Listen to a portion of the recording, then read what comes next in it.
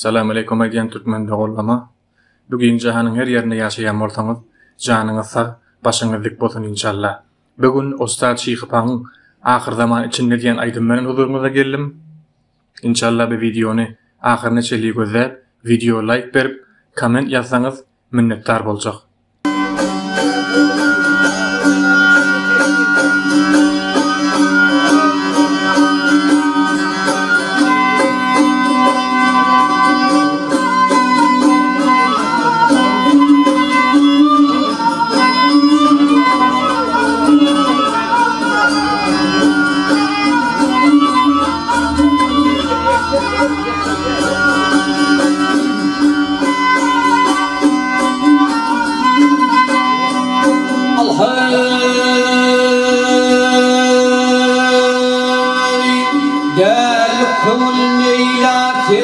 Garip kömür neyletir, yeddin cahan içinde, ten topraktan eğlenin gevheri can içinde. Ağa deyip el vurdum, düğü gayran içinde, Rüstem kumaklarlık kaldı yerşan içinde, ten olurun yanına, geçmerden kan içinde.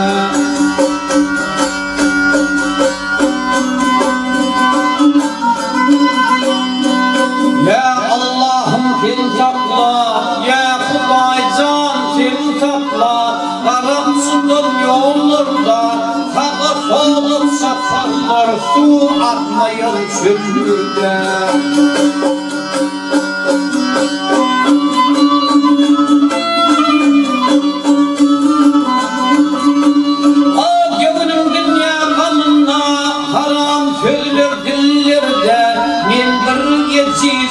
Ben kemiğimin kullarda, kendinler kadınım al korsoklu yıllarda, kızalata koymağır yaşayamam içinde.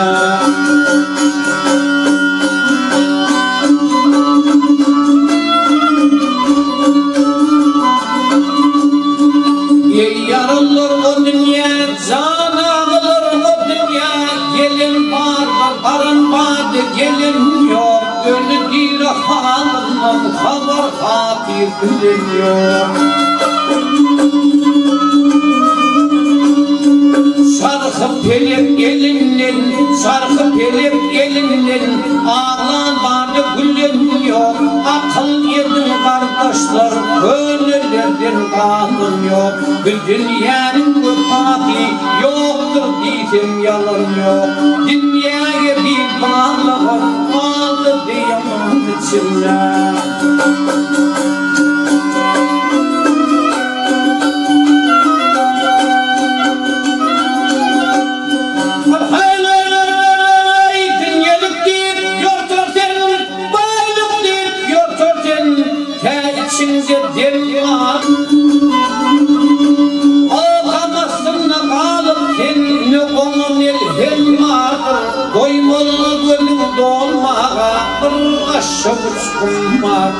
Ey akıllı adamlar, kendin katil kim vardır?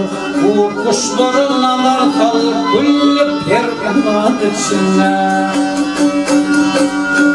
Martımla ağlayır, lolup gelip bedenir, yevnin mayıl kılma, ona karşı dödür.